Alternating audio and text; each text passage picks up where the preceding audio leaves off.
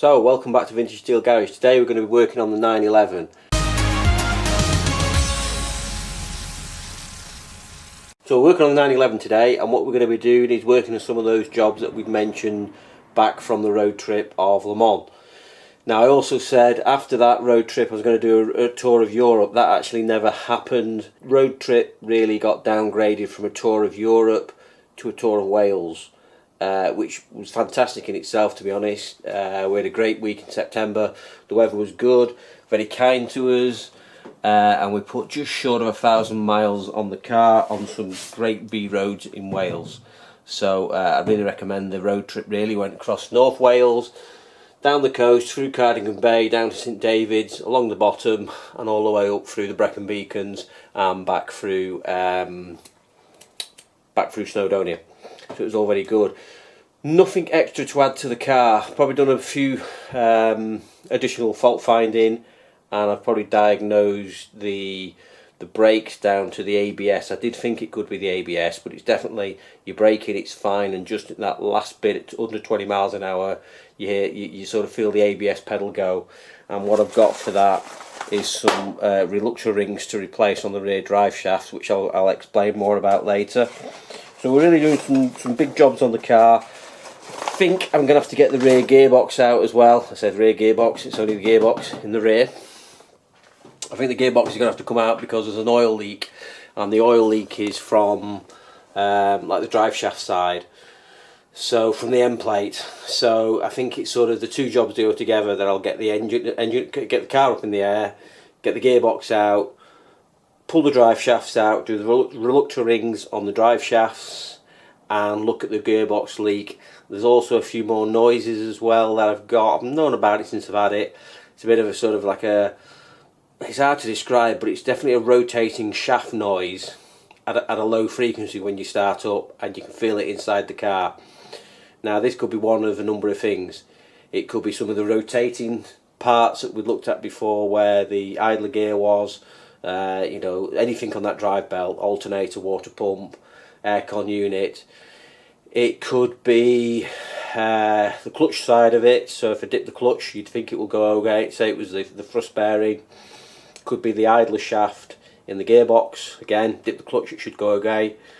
Worst scenario, it's the actual IMS bearing in the actual engine that I'm hearing starting to just start to go, and obviously anyone with a 911 is just going to absolutely panic themselves that it's the IMS. Let's hope not, but if it is, it is. You can do the IMS bearing with the engine still in the car, take the gearbox out.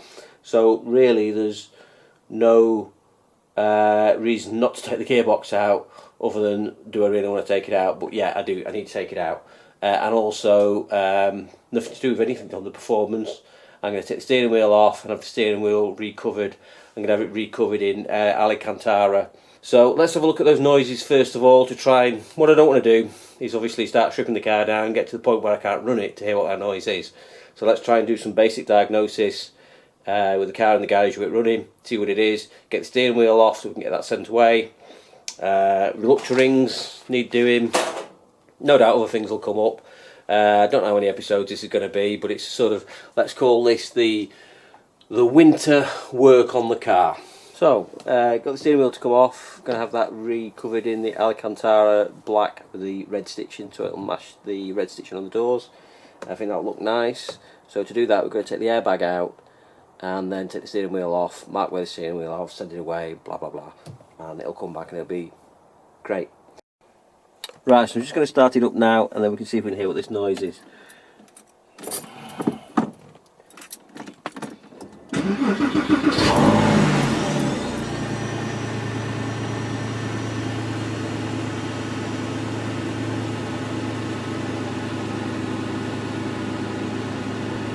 Typical, it's not doing it now.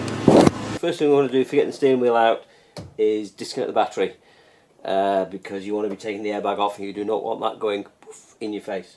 So once you got that off, and to get your battery off on a 911, the way to do it without setting the alarm off, to disconnect your battery without setting the alarm off, put your ignition on, leave your ignition on, then disconnect the battery, or else the alarm will go off. So what we want to do, there's two screws behind to get this airbag off.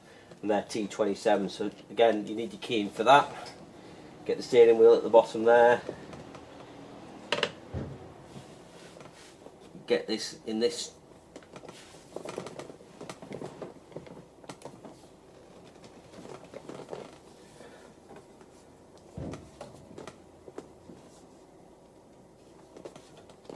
which is F-tight,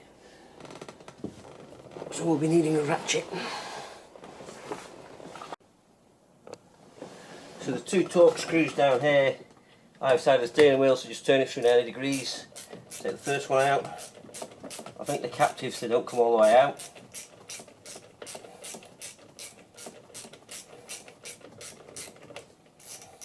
That's loose now. Do the one on the other side.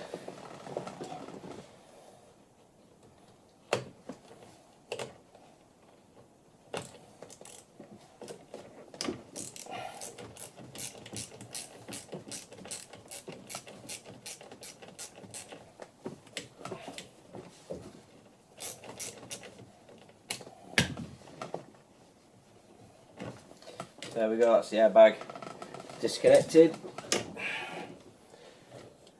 Take these fittings off now. Need a screwdriver just to prise that off. So once you've got the airbag out, you just need to get this. So that's it. Airbag disconnected. Now on to taking the horn. There's two contacts for the horn. Take those off. Those wires will then get pushed through there, so we now want to take the socket, now we take the nut off for the steering wheel. So it looks like it's a 24mm socket. There. It wasn't as tight as I thought actually. So I'll take this off. Now before you pull this off, I'm speaking from experience here, loosen the steering wheel first there, before you take it off. What you do not want to do is be pulling on it like a demon and get it in the teeth. Ask me how I know. So let's take the nut off, take the spring washer off,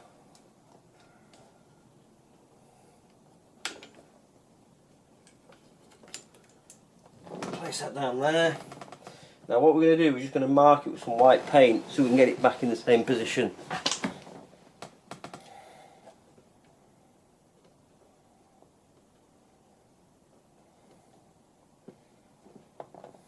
There we go, so we mark that back in, and as you take this off, just feed the wires through for the horn and the airbag.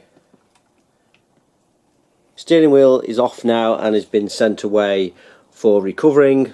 And what we're going to do now is move on to the other items I said I'll be looking at, which are the brakes. And as I said when I went to Le Mans and also on the trip around Wales, the brakes do not feel as crisp as they are on the Boxster, and they should be really, because it's discs all around. These are bigger. These are actually off the turbo model on the 4S, so they should be good, and they are pretty damn big as you can see, so they should have a good bite. However, they don't. So I've been analysing it, driving along, thinking what's it doing, seeing is there a pattern to it, does it do it when cornering, when braking, sorry, obviously it does it when braking, does it do it when you're cornering, you know, hard braking, soft braking, braking at what speed, blah blah blah blah blah.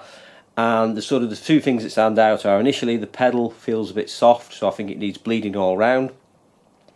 And the second point is, as you virtually come to a standstill, probably below 20 miles an hour, the pedal starts to feel a bit funky. And what I mean by that really is the ABS is activated. You can feel the sort of the feedback through the pedal, like a pulsating, and it always does. It gets down to about 20, stay on the brakes, and you feel this sort of judder through the pedal. Now what I've worked out what it is basically the reluctor ring, as they're called, and here's one of them for the back. And basically how this works is, on the front it's actually like a tooth wheel, as you've seen on the CV joints if you look at earlier episodes when I put new CV gaiters on, whereas on the rear it's a ring like this.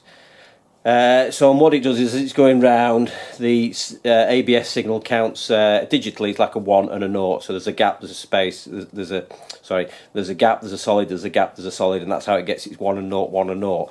And then if these are all rotating at the same speed, it basically knows that the wheels should all be the same speed. If it counts sort of, if it doesn't do sort of like a 1 0 1 0 1 0 and just goes 1 1 1 or 0 0 0, it'll think that wheel's actually stopped or locked, and that's when it operates the ABS. But what mimics this problem, what mimics this, is corrosion. And what happens is, as you can imagine, this is slotted onto the rear CV, which is steel, and the steel starts to rot and it fills up these gaps with rust. So you get a 1 and a 1, if you like, or a 0 and a 0. And then the other problem that happens is, on the whole CV rusts. Now, as I've told you many times, rust expands to about 3 or 4 times its normal size of the steel.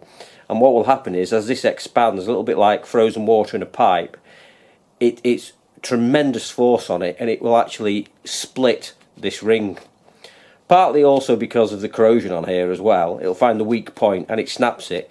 And I've got one on either side that have snapped. The front are good, so what I need to do is replace these. Unfortunately, to replace them, you've got to take the drive shaft out, and then it's going to slot on from the inner end, or I hope it does, but the drive shaft has to come out to get it. You just can't get in there because you've got to get the corrosion off and you Loctite it on. These aren't too bad. I think they were about £30 for 2 with a Loctite, so it's not an expensive job, just a bit of a fiddly job. So I'm going to do that, and also I talked about the RMS leak. Maybe look at the IMS, maybe look at the clutch. I'm sort of thinking now, if I'm honest really, these cars have a reputation greater than actually the failure rate of IMSs. Looking in the service history of this, it's done 145,000 miles.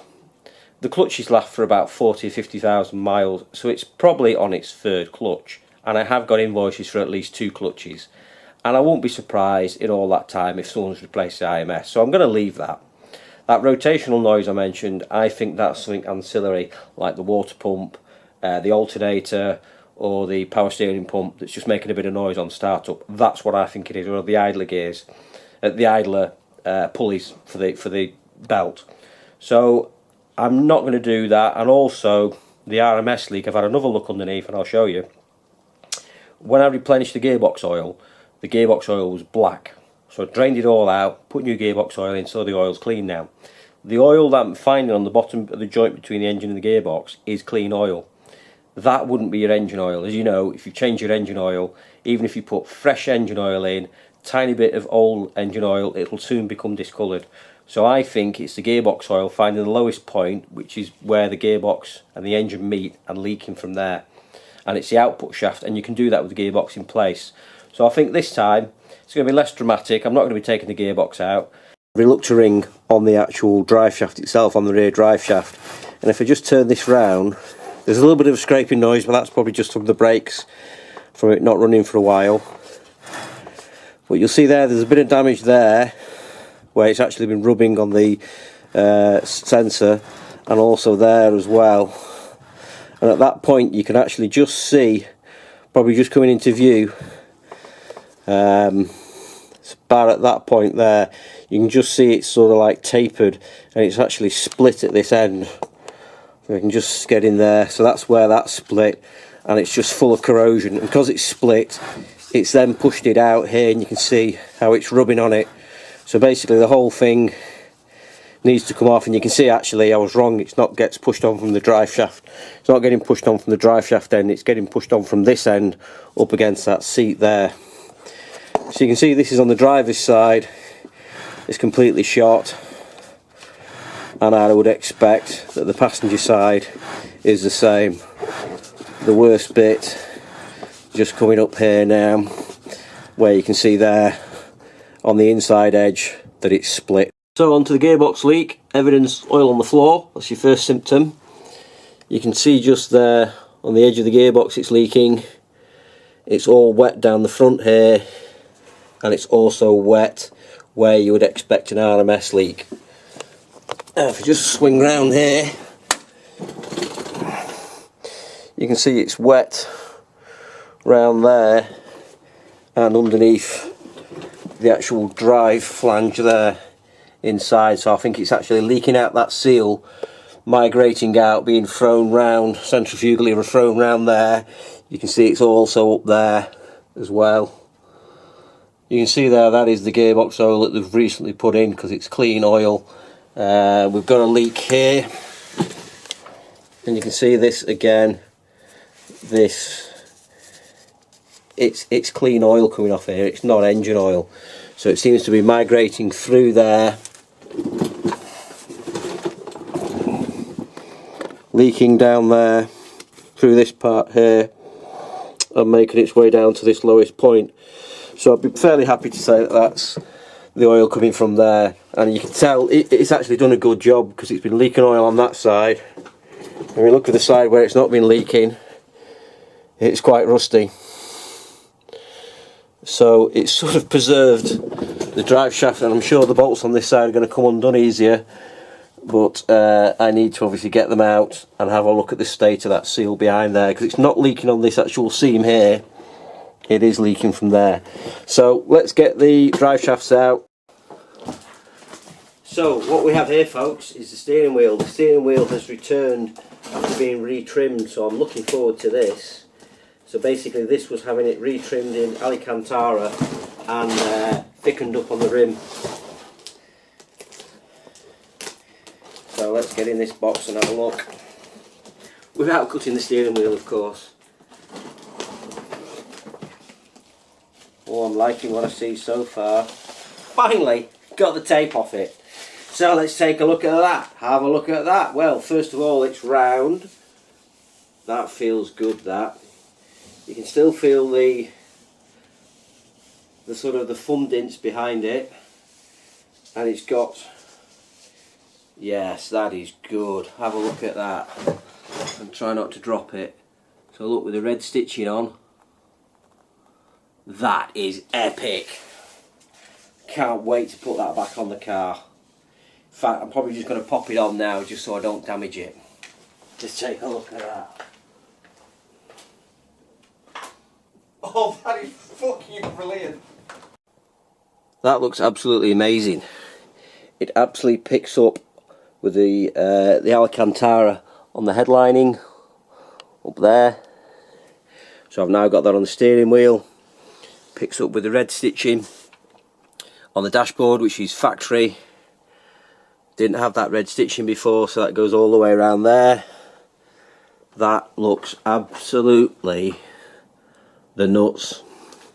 I am well impressed with that. I really am impressed with that.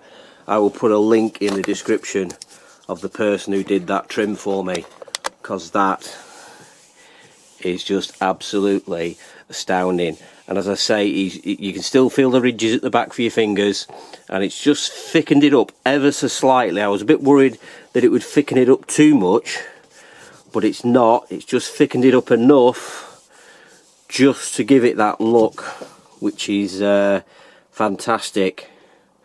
Very pleased with that. Okay, so small distraction there with the steering wheel, which is absolutely fantastic. Now onto the job in hand, the actual drive shaft. Now the problem here is you may or you may not see quite a bit of corrosion has formed in here.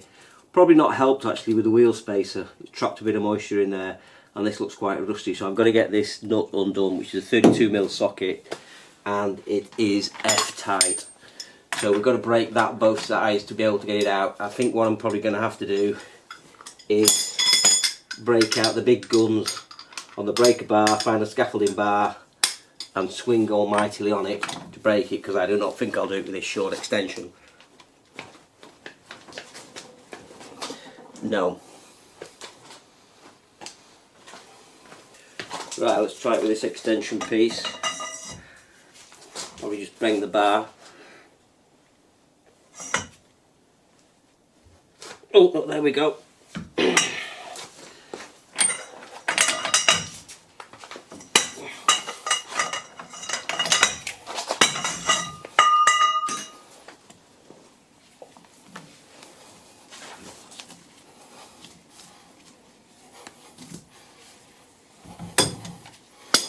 Right, so there we go, drive shaft nut out.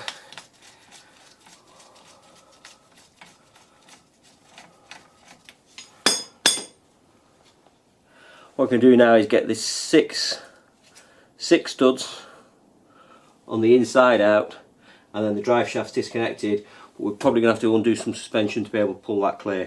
Right, so these are an 8mm socket, but what you'll find is the actual holes could be quite blocked up with debris. So you want to make sure you're getting the Allen key fully in to get a good location. So I'm just going to see if I can scrape some of the shit out of the holes. Just get my little extender bar on.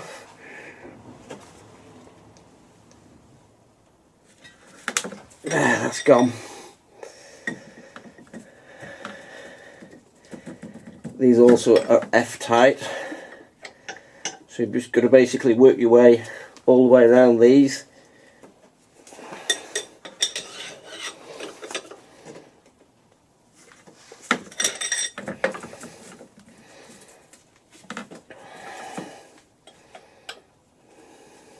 One gone.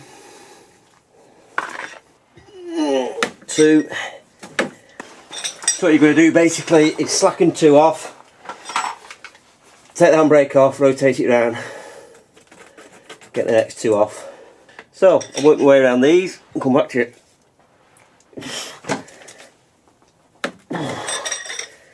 My, these are tight. All 12 bolts are out now, 6 on this side, 6 on the other side, they're all out. Now the issue we have now is trying to get the drive shaft out. There isn't enough space to pull the drive shaft out without undoing some of the suspension. You can just see there more of the reluctant ringage starting to show, and that shiny bit is where it's expanded and been rubbing on the hub. But I've got a stub axle sticking in here, splined axle there, got a splined axle there that's got to pull through, so you've probably got about another 4 inches there. I've tried pushing the prop shaft all the way up over the gearbox, but it hits the radiator pipe there, and then at the bottom it's now on this aluminium subframe. So what I'm thinking is, since I'm replacing the seals on these input shafts, which is the cause of the leak on this side, you can see all the oil underneath, I'm going to take the input shaft off. That'll give me about an extra ½ inch here, and I dare say I'm going to end up doing some of the suspension, but I don't want to undo too much, because I've obviously had the alignment done. So I'm going to take the coil off, first of all, the lower pin for the coil here, which will just allow me to maybe push the suspension all the way up, which will get a greater angle, and the prop shaft should maybe come out underneath the gearbox. So the input shaft is out now, that came out fairly easily, and you can see that's where the seal rubs on. Now it's the other, admittedly it's the other side that's leaking. If you take a look at the seal, which is, this is the side that's not leaking, that seal does not look good. So I'm glad to be changing both of those seals. Now that's allowed the drive shaft a little bit more room, so I'm going to see if I can actually manoeuvre it out from there as it is. We're tantalisingly close here to getting the drive shaft out. We're just binding up that end, and it's just touching on the chassis, well, this sort of subframe. So let's see if I can get this jacked up, which will give a steeper angle to get the shaft out. Woohoo! The drive shaft is out without stripping all the suspension down. Oh, look at my gloves. Anyway, that was a bit of a fight. It was such a fight. I didn't have a hand free to hold the camera. I needed both hands and more. But let me show you how I managed to get it out with only taking 2 bolts out of the suspension, 1 for the anti-roll bar and 1 for the bottom of the rear shock. So let me just show you. So how I actually got it out then. First of all, I took the drive flange out the gearbox. So you can see the drive flange there is removed from the gearbox. I undid the anti-roll bar there, and I undid the bottom shock mount. Then I basically jacked up the hub here. I basically jacked up the wheel here like this on a very jaunty angle without the shock absorber on, to a very peculiar angle, to the point where the jack nearly spat itself out, and then managed to slot the drive shaft out internally, gearbox side, so I haven't upset any of my suspension geometry which I just had recently set. Now with the drive shaft out, you can see here where it's split with the rust on the CV has swelled up and caused that problem, and to the point where it's also been swelled up and rubbing in various parts. There you can see that shiny bit there. So what I'll need to do now is take this ring off and replace it with a new metal ring here. So basically that's going to tap off, clean it all up, paint it up, tap that one on. This also comes with some Loctite there, so you get some Loctite to lock it in place. So that shouldn't be too bad a job. Luckily the gaiters on this are good.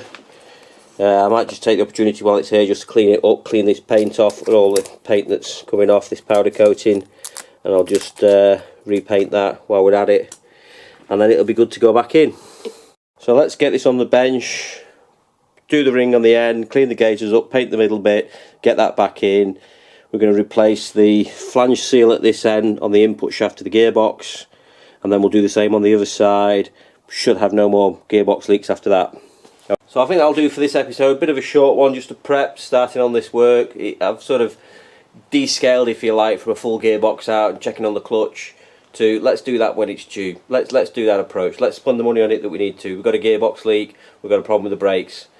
So I'm going to get the parts on order.